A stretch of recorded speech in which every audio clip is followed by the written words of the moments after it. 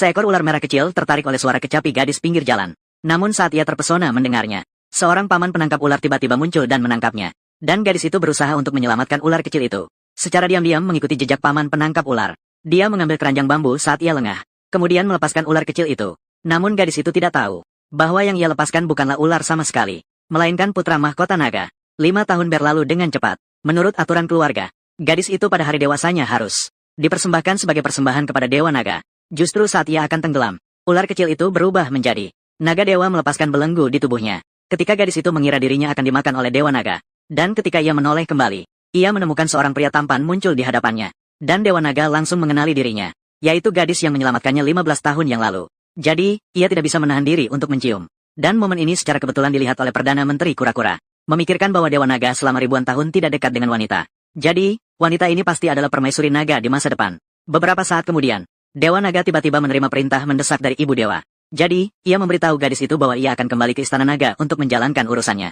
Pasti akan datang ke dunia untuk menjadikannya istrinya. Kemudian ia berubah menjadi naga emas dan kembali ke Istana Naga. Sementara itu, gadis itu juga dipulangkan ke dunia dengan sihir. Namun, ketika ayahnya melihat putrinya kembali, ia langsung marah besar. Bagaimanapun, dia adalah korban yang dipersembahkan kepada Dewa Naga. Dengan kembali seperti ini pasti akan membuat Dewa Naga marah. Jika tahun depan terjadi kemarau, penduduk desa pasti tidak akan membiarkan keluarga mereka pergi begitu saja. Sambil berkata demikian, ia berniat untuk membunuh putrinya dan membuangnya ke sungai.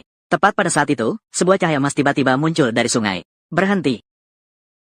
Saat itu, mereka baru terkejut. Mereka menemukan bahwa orang ini memancarkan cahaya emas di seluruh tubuhnya. Itu adalah dewa. Dengan begitu mereka menganggap Perdana Menteri Kura-Kura sebagai dewa.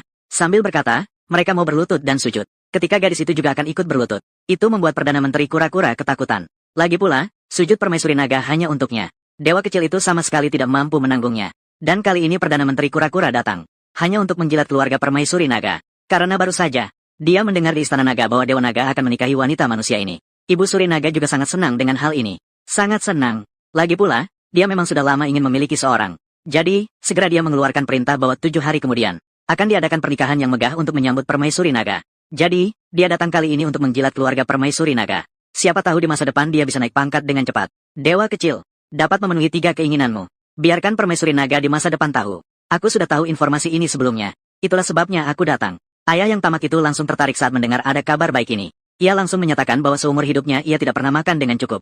Jadi, keinginan pertamanya adalah memiliki makanan yang melimpah. Terlihat Perdana Menteri Kura-Kura dengan lembut mengayunkan sapu tangan yang ada di tangannya.